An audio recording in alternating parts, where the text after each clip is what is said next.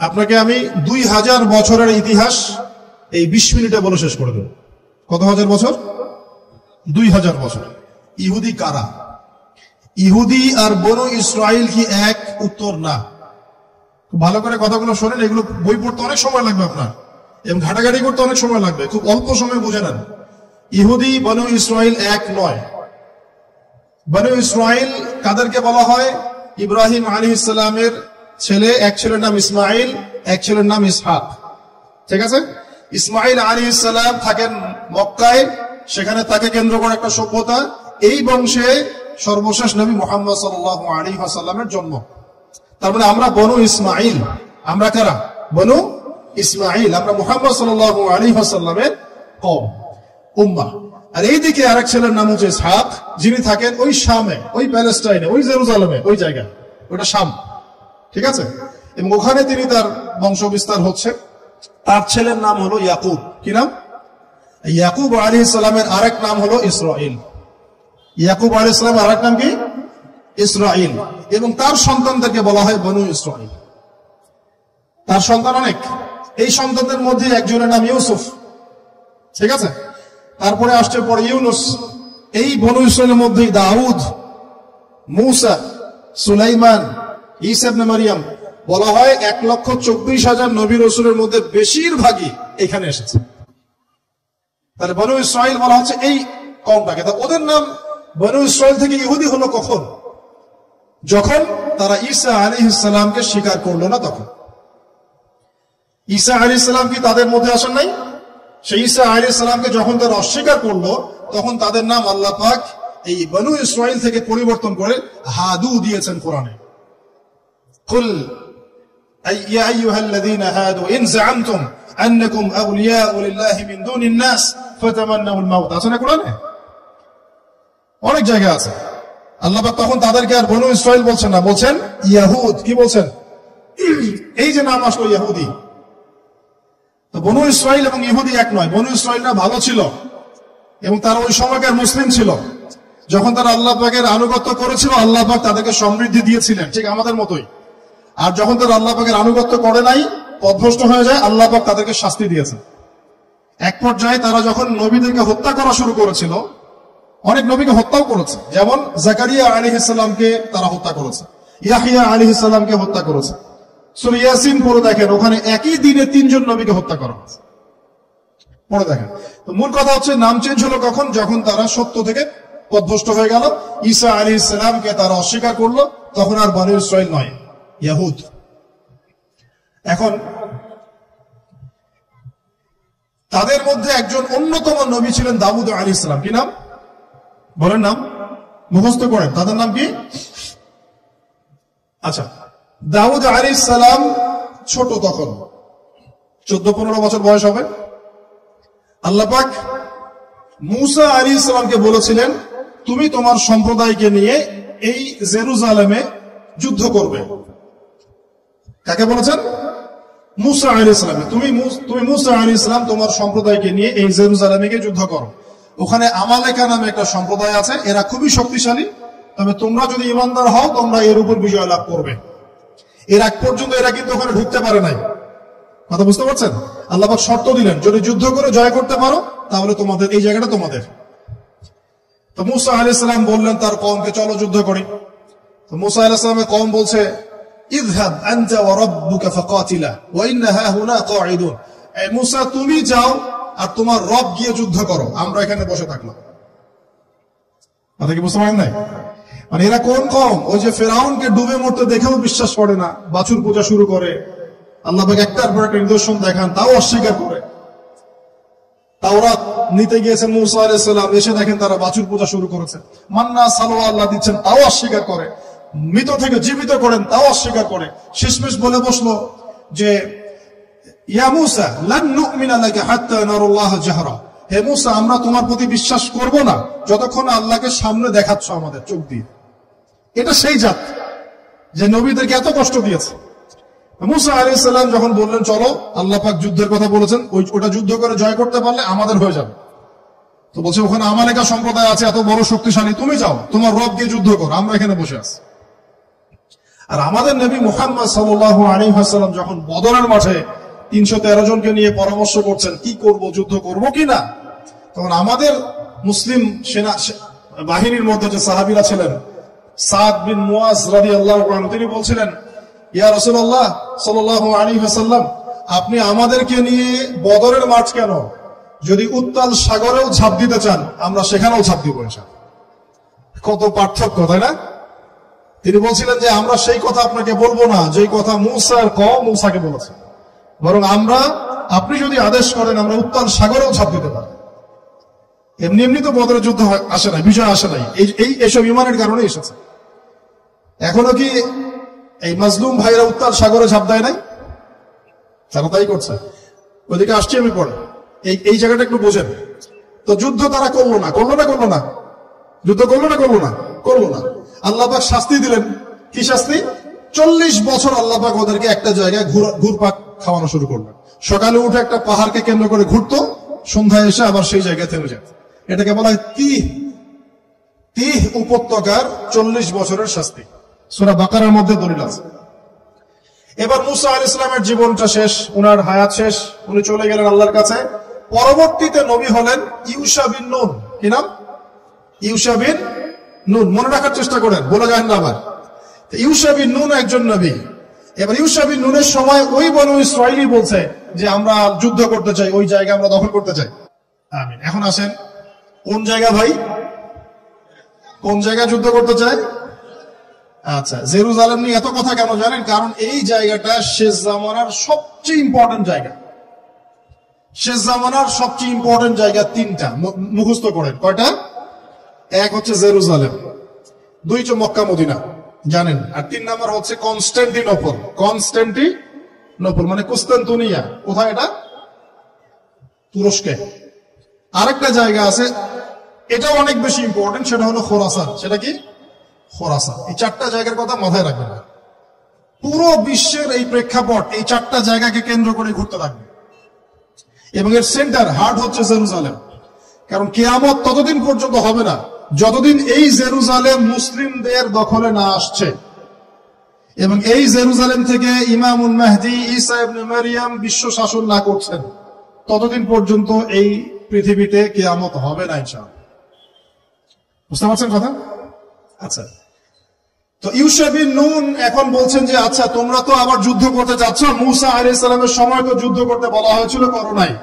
এখন যদি আবার যুদ্ধের কথা বলা হয়, যদি তোমরা আবার পালায় যাও, তখন তারা বলছে ওয়ামা লানা আল্লা নুকাতিলা ফি সাবিলিল্লাহ, কেন আমরা আল্লাহর রাস্তায় যুদ্ধ করব না? ওয়াকাদ উখরিজনা মিন দিয়ারিনা, আমাদেরকে আমাদের বাড়িঘর থেকে বের করে দেওয়া হয়েছে, ওয়া আবনাইনা, আমাদের সন্তান থেকে বিচ্ছেদ করানো হয়েছে, কেন যুদ্ধ করব না? অবশ্যই যুদ্ধ করব। তো বলছি ঠিক আছে, তাহলে আমি আল্লাহর কাছে দোয়া করলাম। হ্যাঁ করেন। আল্লাহর কাছে দোয়া করা হলো, আল্লাহ পাক বললেন জিহাদ ফরজ করলাম, নাও যুদ্ধ করো। এখন ওখানে কোন সম্প্রদায় আছে? আমালেকা, অনেক শক্তিশালী, অনেক বিশাল দেহে। এখন যুদ্ধের রাত ফরজ হওয়ার পরে এখন বনু ইসরাঈল বলছে আচ্ছা আমাদেরকে একটা নেতা নিযুক্ত করে দিন, তাহলে সেনাপতি নিযুক্ত করুন। সেনাপতি লাগে কি লাগে না? লাগে না? আচ্ছা, আমরা শিখতেছি স্মার্টফোন, টিকটক। বিশ্বাস, ঢাকা শহরে এই 15 থেকে 20 বছরের ছেলে পেলের যা অবস্থা দেখলে আমাদের চোখ দিয়ে পানি বের হয়। আবার শুকরিয়া আদায় করি আলহামদুলিল্লাহ, ওই যুগে আমরা, এই যুগটা আমরা এইভাবে নষ্ট করি না আলহামদুলিল্লাহ। কি একটা অবস্থা! এদের অর্ধেকের সাইকোলজি নষ্ট করে দিয়েছে বিভিন্ন মুভিজ, সিনেমা। এখনকার অনেক মুভিজে দেখায় যে সে গ্যাংস্টার হচ্ছে, গ্যাংস্টার হওয়াটা একটা প্যাশন। ওইটা দেখে দেখে সে নিজেও গ্যাংস্টার হওয়ার চেষ্টা করে। আমি হলফ করে বলতে পারি, আমার কথা আপনারা মন খারাপ করেন না, এটা আমার কনফিডেন্স থেকে বলছি, এখন যদি আরেকটা মুক্তিযুদ্ধ হয়, এই জেনারেশন অস্ত্র হাতে নিতে পারবে না। ওই অস্ত্র হাতে নিবে ওই যাদের বয়স 40, ওই 50, এরাই। আমাদের এই যে কিশোর গ্যাং, টিকটক জেনারেশন আর যুবক সমাজকে আপনি খুঁজেই পাবেন। আল্লাহ পাক আমাদেরকে হেফাজত করুন। আর এটার জন্য ভাই আমাদের যাদের দাড়ি পেকে গেছে আমরা দায়ী সমানভাবে। কারণ আপনি নিজের ফিকির করেছেন, আপনার সন্তানের ফিকির কোথায়? ছেলে সারা রাত পর্ন দেখে, আপনার মেয়ে সারাদিন ছেলেদের সাথে কথা বলে, আপনার মেয়ে ছেলে যে ডেট করতেছে এখানে ওইখানে, জেনা করতেছে, মদ খাচ্ছে, গাড়ি নিয়ে ধুমসে ড্রাইভ করতেছে মেয়েকে নিয়ে। আপনি মনে করতেছেন বাচ্চা ছোট আছে, বড় হলে ঠিক হয়ে যাবে। সুবহানাল্লাহ, আপনি বাচ্চাকে পড়াচ্ছেন না, কোরআন শেখাচ্ছেন না, হাদিস শেখাচ্ছেন না। জেনারেল লাইনে যে পড়াচ্ছেন, জেনারেল লাইনে পড়াশোনা করার পরে সে হচ্ছে না কি শিখলো? স্যারকে দেখলে থাপ্পড় মারে। এখনকার ছেলেপেলে অনেকে স্যারকে সম্মান করে না। স্যার নকল ধরে ফেলে যে স্যারকে এক থাপ্পড় দিল। গুন্ডামি শিখেছে, গুন্ডামি, আদব, সবর, নীতি নৈতিকতা এগুলো নাই, উঠে যাচ্ছে দিন দিন। আমি আসলে ওয়াজ করবো কি নিয়ে, তার যত অনেক বড় ইস্যু। সত্যি কথা বলতে দেখেন, আমরাও স্কুলে পড়েছি, কলেজে পড়েছি, কিন্তু আমরা তো বেয়াদব ছিলাম। বেয়াদবি এক জিনিস আর দুষ্টামি এক জিনিস। আমরা দুষ্ট ছিলাম, খুব দুষ্ট ছিলাম, দুরন্ত, খেলাধুলা পছন্দ করতাম, দুরন্ত, দুষ্টামি করতাম। সাথে সাথে আমাদের একটা ফ্রেন্ডলি সম্পর্ক ছিল, বন্ধুর মতো, কিন্তু আমরা কখনো বেয়াদবি করি না। এখন দেখবেন ওয়াজে আলেমদের সামনে গিয়ে বেয়াদবি করতেছে। ওলামায়ে কেরামের সামনে যে একটু মানে ভদ্রভাবে কিছু কথা বলে মাসালা জিজ্ঞাসা করে, ওখানেও গিয়ে বেয়াদবি করতে, কথা বলাই জানে না কিভাবে কথা বলতে হয়। আল্লাহর ওয়াস্তে ভাই, আকীদার, আমলের, এই যে আখলাকের সংশোধন করেন, না হলে আমাদের সামনে মহা বিপর্যয় অপেক্ষা করছে। আল্লাহ পাক আমাদের সবাইকে কথাগুলো বোঝার তৌফিক দান করুন, বলি আমিন। অনেক লম্বা হয়ে যাবে, ওদিকে যাচ্ছি না, মূল জায়গা থেকে একটু শেষ করে দেব। আপনারা অনেকক্ষণ ধরে অপেক্ষা করছেন, একটু খেয়াল করেন। তাহলে ইউশা বিন নুনের কাছে এখন এরা বলছে নেতা দাও, নেতা। ইউশা বিন নুন বলছে ঠিক আছে, আমি দোয়া করলাম। আল্লাহ পাক তালুতকে নেতা বানালেন। কাকে? তালুত। এখন বনু ইসরাইল বলছে ওর নেতৃত্ব আমরা মানি না। কেন মানো না? যে ওর তো টাকা পয়সা নাই, ওর তো স্ট্যাটাস নাই। ওই যে আমাদের কাছে নেতৃত্বের মানদণ্ড যেগুলা, আমরা টাকা পয়সা থেকে নেতা মানি না। আপনার টাকা নেই, আপনি নেতা হতে আসছেন কেন? আপনার স্ট্যাটাস নাই, আসছেন কেন? ও বনু ইসরাইল একই কথা বলছে, ওর তো টাকা নাই, স্ট্যাটাস নাই, নেতা হবে কেন? তখন আল্লাহ পাক বলছেন যে ওয়াজাদাহু বাসতাতান ফিল ইলমি ওয়াল জিসম। আল্লাহ পাক তো তালুতকে দুটো কোয়ালিটি দিয়েছেন। আল্লাহ পাক তাকে শারীরিক শক্তি দিয়েছিলেন এবং জ্ঞান দিয়েছেন, প্রজ্ঞা এবং জ্ঞান দিয়েছেন। তার নেতৃত্বের মানদণ্ড কয়টা এখানে পেলেন? দুটা। শারীরিক শক্তি থাকতে হবে ঠিকঠাক, ফিজিক্যালি স্ট্রং না হলে তো সে ডিল করতে পারবে না, আর মেধা থাকতে হবে, জ্ঞান। তা আসলে কি এই দুইটা এখন নেতৃত্বের মানদণ্ড? সুবহানাল্লাহ। অদ্ভুত সিস্টেম বিশ্ববাসীকে দেওয়া হয়েছে, বিশ্ববাসীকে একটা অদ্ভুত সিস্টেম দেওয়া হয়েছে। একজন মেজর, একজন কর্নেল, একজন বিসিএস ক্যাডার মানুষ এমন একজন মানুষকে স্যালুট করে যে মানুষটা অক্ষর জ্ঞান নাই, নামও স্বাক্ষর করতে পারে না, এবং সে বিভিন্ন জায়গায় দুর্নীতি করে আসছে, টাকা পয়সা লুটপাট করে আসছে। একজন বিসিএস ক্যাডার এবং একজন আর্মি অফিসার, একজন জেনারেল, একজন মেজর তাকে স্যালুট করতেছে। কি সিস্টেম! অথচ তার চাইতে এই ব্যক্তি নেতৃত্ব পাওয়ার অনেক বেশি যোগ্য। জ্ঞান তার আছে এবং শারীরিক শক্তি তার আছে, তার প্রশিক্ষণ আছে, সবকিছু তার মধ্যে আছে। কি সিস্টেম বিশ্ববাসীকে দেওয়া হয়েছে! সুবহানাল্লাহ। আমি ফিলোসফিও পড়েছি অনেকদিন। অ্যারিস্টটল এবং প্লেটোদের যুগে এটাকে বলা হতো দি কমিউনিটি অফ ফুলস। একটা পড়ে দেখবেন, স্যার সলিমুল্লাহর লেখা অনেকগুলো বই আছে, এর মধ্যে পড়ে দেখেন। মানে অজ্ঞতার একটা যুগ, অজ্ঞতার শাসন, অজ্ঞতার কমিউনিটি। বাদ দেন, এখানে ইউশা বিন নুন নেতৃত্ব দিলেন কাকে? তালুতকে। ওরা বললো মানি না। তো আল্লাহ পাক মনোনয়ন করেছেন, এখন না মানলে তোমরা আযাব ভোগ করবা। তারপরে তারা মেনে নিল, এবার যুদ্ধে যাচ্ছে। ওই জেরুজালেম মুক্ত করতে যাচ্ছে। যেই জেরুজালেম এখন তারা মুক্ত করতে চাচ্ছে, ওই জেরুজালেম তালুতের বাহিনী মুক্ত করতে যাচ্ছে। বলে তো তালুত এবং বনু ইসরাইল তখন ভালো না খারাপ? ভালো না খারাপ? তারা কি মুসলিম না অমুসলিম? তারা তখন মুসলিম না অমুসলিম? মুসলিম। তারা তখন ইউশা বিন নুনের উম্মত, তার আগে ছিল মূসা আলাইহিস সালামের উম্মত। এবার তালুত বললেন যে আল্লাহ পাক তোমাদেরকে পরীক্ষা করবেন, সামনে নদী আছে, এই নদীর পানি পান করতে পারবে না। যদি পান করো তাহলে তোমাদের নাম কাটা, তোমরা আর যুদ্ধে অংশগ্রহণ করতে পারবে না। ফামান শারিবা ফালাইসা মিন্নি, যে ব্যক্তি এখান থেকে পানি পান করবে সে আমার অন্তর্ভুক্ত না।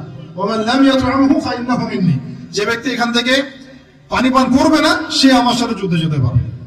ইল্লা বিগুরফাতিন বিয়াদি, মানে এক অঞ্জলি পানি শুধু পানি পান করতে পারবে, এক অঞ্জলি পানি, এতটুকু, বেশি না। ফাশারিবু ইল্লা কলিলাম মিনহু, আল্লাহ পাক বলেন ওদের বেশিরভাগই পানি পান করলো, অল্প কিছু বাদ দিয়ে। অল্প কিছু সংখ্যা তাফসীরে এসেছে 313 জন বাদ দিয়ে, 313 জন বাদ দিয়ে, 313 যে বদরে, এখানেও। এবার এই 313 জনকে নিয়ে তালুত এগিয়ে গেল। গিয়ে দেখলো বিশাল বাহিনী, বাপরে বাপ, একদম আমালেকা সম্প্রদায়ের।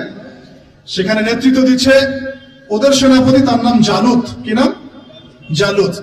এবং এই জালুতের বাহিনী দেখে মুসলিম বাহিনী বলছে যে লা তাকাতা লানা বিজালুতি ওয়া জুনুদি, এই জালুতের বাহিনীর সাথে পেরে ওঠার ক্ষমতা তো আমাদের এখন হবে না। কিন্তু যারা ভেবেছিল যে আল্লাহর সাথে সাক্ষাৎ করতে হবে, যাদের ঈমান দৃঢ় ছিল, তারা বলেছিল কাম মিন ফিআতিন কলিলাতিন গালাবাত ফিআতান কাসীরাতান বিইذنিল্লাহ, তোমরা ভয় পেও না, আল্লাহর হুকুমে বহু ছোট ছোট দল বড় বড় দলের উপর বিজয় লাভ করেছে। এটা তারা বলে একটা দোয়া করলো, এই দোয়াটা শিখে নেবেন। তারা একটা দোয়া করলো, তারা বলল রব্বানা আফরিগ আলাইনা সাবরান ওয়া সাব্বিত আকদামানা ওয়ানসুরনা আলাল কওমিল কাফিরিন। আর আল্লাহ পাক বলেন ফাহাজামু বিইذনিল্লাহ, আল্লাহ পাকের হুকুমে তারা এই মাত্র 313 জন নিয়েই জালুতের বিশাল বাহিনীকে পরাজিত করে। বুঝতে পারছেন? এবং এই বাহিনীতে দাউদ আলাইহিস সালামও ছিলেন, তখন তিনি ছোট।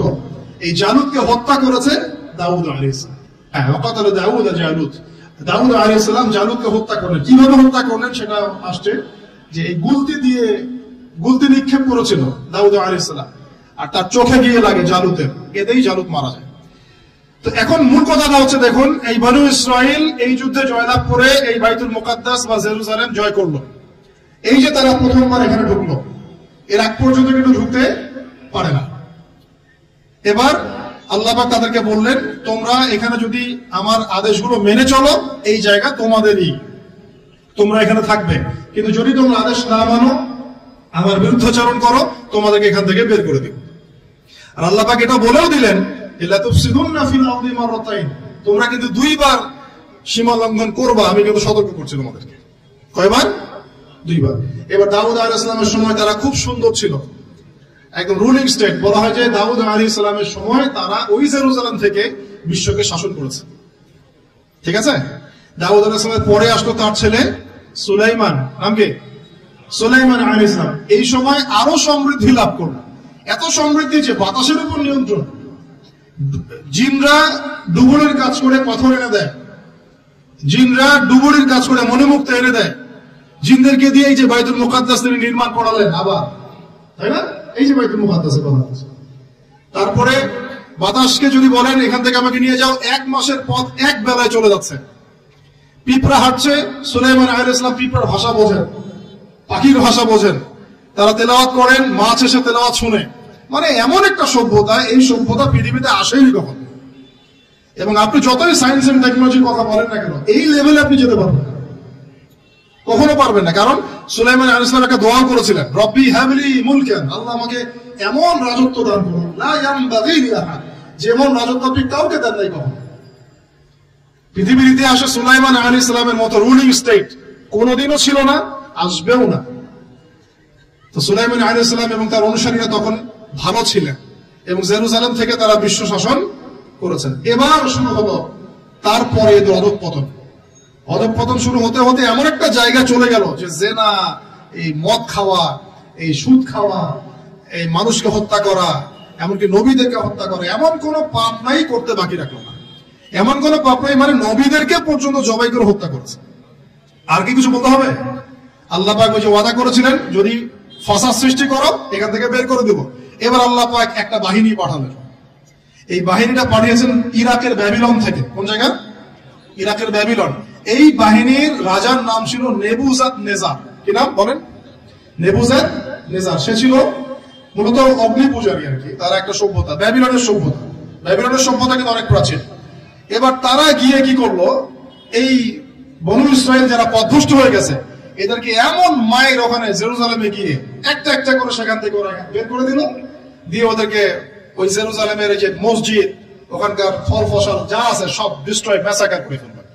এখন ওরা যা করতেছে গাজার সাথে, এরকম কাজ এর চেয়ে ভয়ঙ্কর। নেবুজাদ নেজার একটা একটা করে ধরে ধরে কেটে কেটে ফেলবে।